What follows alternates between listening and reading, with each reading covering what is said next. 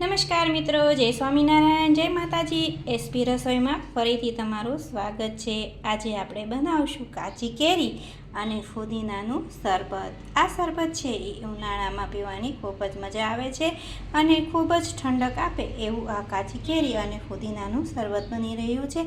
તો ચાલો આપણે રેસીપી જોઈ લઈએ। તો મેં અહીંયા 250 ગ્રામ કાચી કેરી લીધી છે અને 1 કપ મેં ફુદીનાના પાન લીધા છે અને આપણે 1 વાટકી ખાંડ લીધી છે અને આપણે સંચળ પાવડર લીધો છે અને શેકેલા જીરાનો પાવડર લીધો છે। ખાંડ અને મીઠું, સંચળ પાવડર જે છે એ તમે તમારા સ્વાદ મુજબ નાખી શકો છો। તો પહેલાં આપણે કાચી કેરીને આવી રીતે છાલ સહિત જ ઝીણી સુધારી લીધી છે, જેથી કરી અને મિક્સર જારમાં સહેલાઈથી પીસી શકાય। તો આપણે 250 ગ્રામ કેરી અને ફુદીના પાનને મિક્સર જારમાં ક્રશ કરી લઈશું। મેં અહીંયા એક મિક્સર જાર લઈ લીધું છે, એમાં ઝીણી સમારેલી કેરી એડ કરી દઈશું આપણે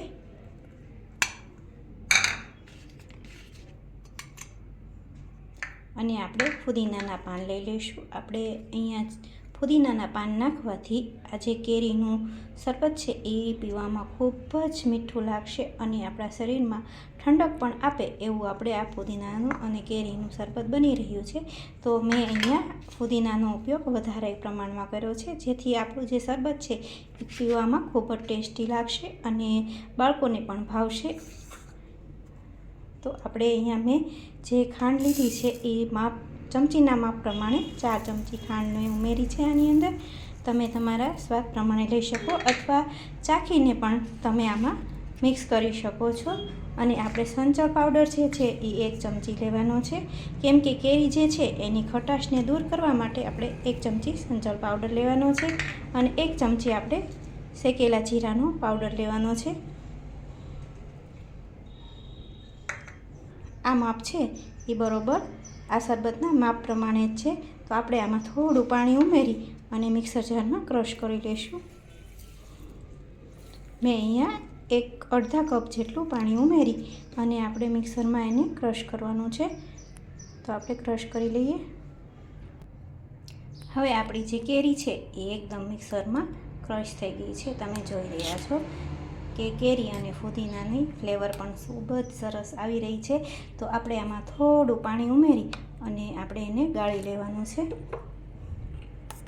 આમાં મેં ટોટલ 1 કપ જેટલું મેં પાણી ઉમેર્યું છે।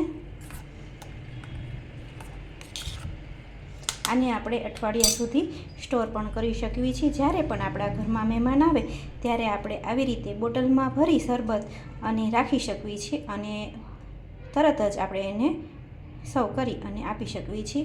તો આને આપણે એક વાસણમાં ગાળી લઈએ।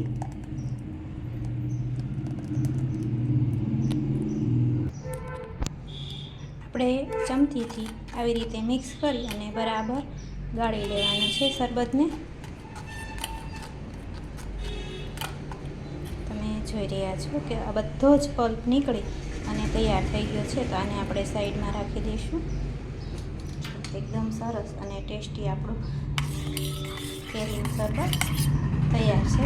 તો આપણે એને કેવી રીતે બનાવવાનું છે એ જોઈ લઈએ। તો આપણે એક ગ્લાસ લઈ લીધા છે, એમાં આપણે બરફના ટુકડા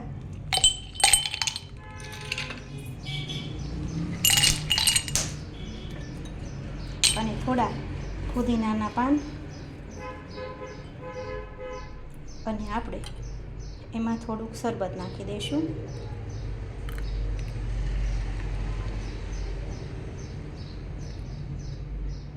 અને હવે ઠંડુ પાણી એમાં એડ કરી દઈશું।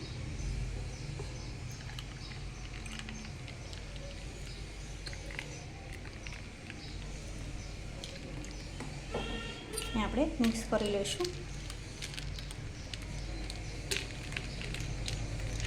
આમાં પણ કોઈ પણ જાતનું કેમિકલ કે કલર નાખ્યા વગરનું આપણું શરબત છે એ એકદમ ટેસ્ટી। તમે જોઈ રહ્યા છો કે આપણું આ જે શરબત છે કાચી કેરીનું એકદમ ટેસ્ટી અને કલરફુલ લાગી રહ્યું છે અને ફુદીના ફ્લેવર છે એટલે વધારે ટેસ્ટી લાગશે। ને આપણે ઉપરથી થોડો શેકેલો જીરાનો પાવડર નાખી દઈએ। તો તૈયાર છે આપણું કાચી કેરી અને ફુદીનાનું શરબત. જો તમને કાચી કેરી અને ફુદીનાનું શરબત બનાવવાની રીત પસંદ આવે તો એસપી રસોઈને સબસ્ક્રાઈબ કરી અને બેલ આઇકન દબાવવાનું ભૂલતા નહીં, જેથી કરી તમને મારી અવનવી રસોઈ જોવા મળે. અને આપણે આને 8 દિવસ સુધી સ્ટોર પણ કરી શકીએ છીએ. તો આ રીતથી તમે બનાવશો તો મહેમાનને પણ ખૂબ જ ભાવશે અને ઉનાળામાં ઠંડક પણ મળશે.